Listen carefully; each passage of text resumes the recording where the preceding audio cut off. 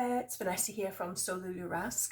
As you know, I'm doing a collaboration with Henrietta from the Family Farm Norfolk on the Forest and Thread Cinch Me I'm Dreaming dress, and I just thought I'd take this opportunity to do a little tutorial because this dress has got quite a lot of nice little details that if you're quite new to sewing or maybe you've just never done this before, it's maybe a little nerve-wracking.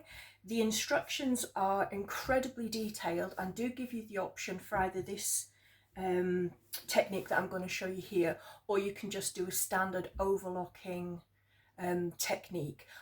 But this one gives a beautiful finish, and it's actually to French seam your pocket bags.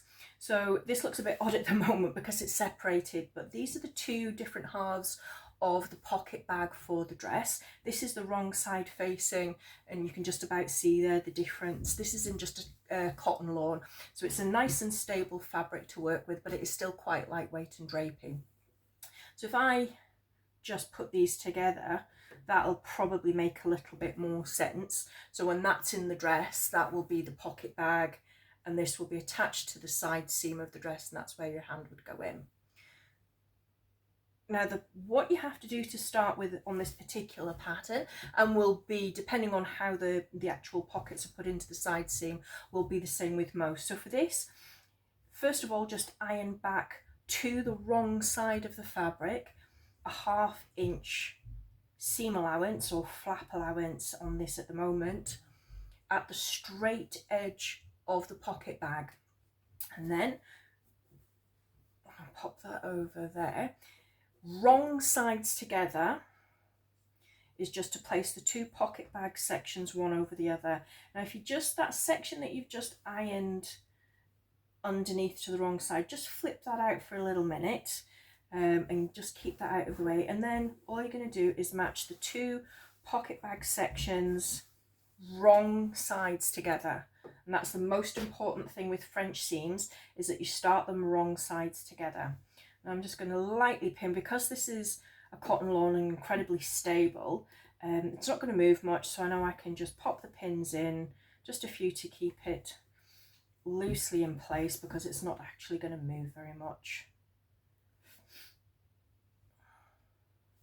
But what I am going to do is put a pin at the very beginning here, where that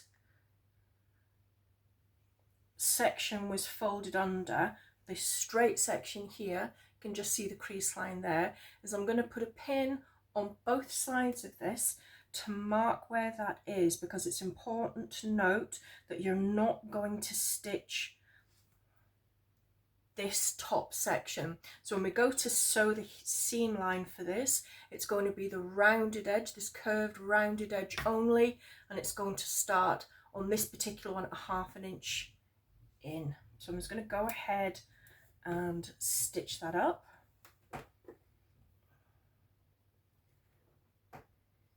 Okay, now on my foot I've got little markers, so I know on this one where the like the seam allowance mark is. Now the seam allowance on this dress on this is 1/2 inch, so for the French seam we're going to start off stitching around that curved hem with 1/4 inch seam. So just go ahead and do that. Now I like to sew with my needle in the down position, with it being a curved hem and with it being cut at that point, the fabric's going to have a slight bias cut to it. I like to just gently pivot round when I get to that point, so I like to leave my needle in the down position when I'm sewing, so every time I stop the needle's down and the fabric is nice and securely anchored in.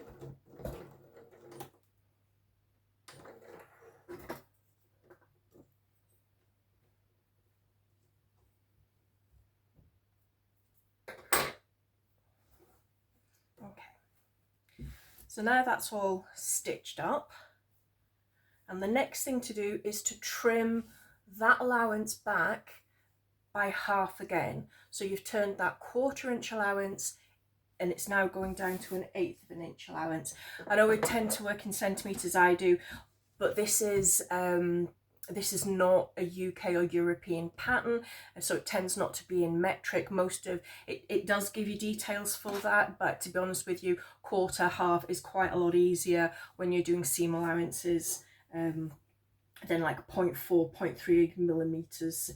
So just carefully trim that back just by half its width again. And at this point you can just have a quick look at your seams to make sure if you've gone a wobble anywhere that you haven't got any gaps in the stitching. And make sure that you are cutting it back to the specified measurement. If you're frightened that you're coming too close to the stitching, be brave, do as is asked, because if you decide to not take as much off as you'd planned, when you get to the next stage of turning and doing the second seam, that's when you end up getting little wispy bits and hairs and threads poking through your seam. So take your time with this, there's no rush. You want to make sure that you get a nice finish with your French seams by the time you're going to the effort of making French seams on a garment, because it is twice the work, but it is twice the beautiful finish. You want to make sure that you do it as required.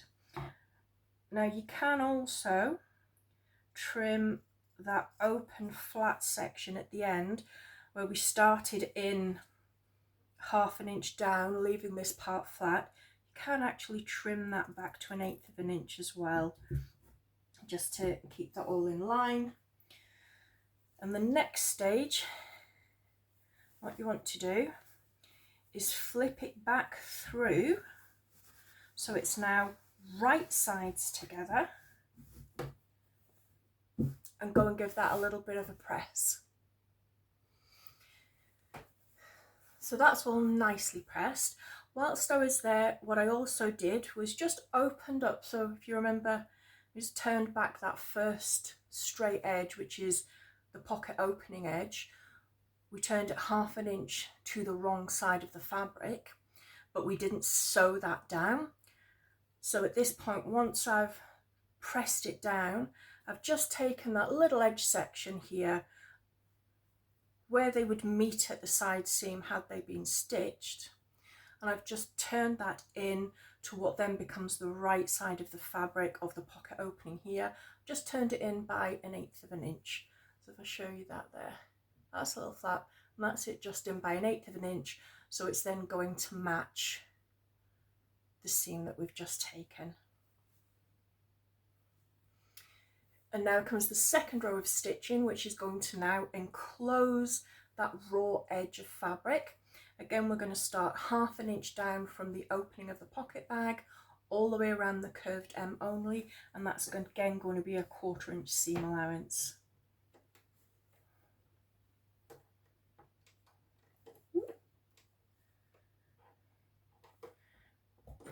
Again, just remembering you're going to start 1/2 an inch in, so you're not going to catch that seam, the fold back section of the opening of the pocket flap.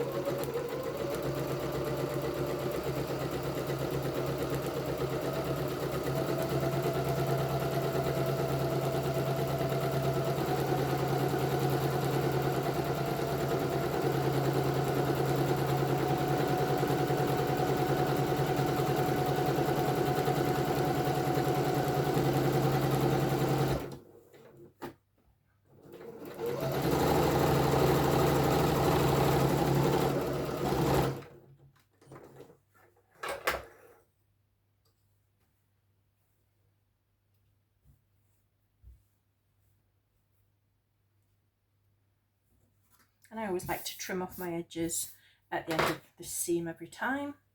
And then from there, all you need to do is turn the pocket back inside out again, or outside in, whichever way you want to look at it.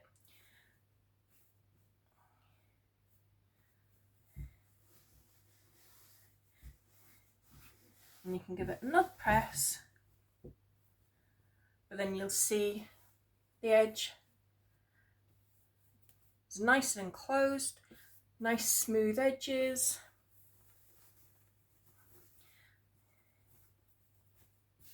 And that'll be the inside of the pocket, and the outside of the pocket, which would be on the inside of the dress if you were to look up inside it.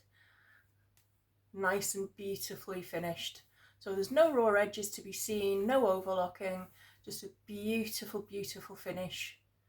And that's a French seamed pocket. And although, as I say, this one's done specifically for the Forest and Thread Cinch Me I'm Dreaming dress, this can be, it's a technique that can be used for any pockets really that have a pocket bag, and that's how you would do a French seam for it. Stay tuned to find out where we fit this in for the rest of the dress for more.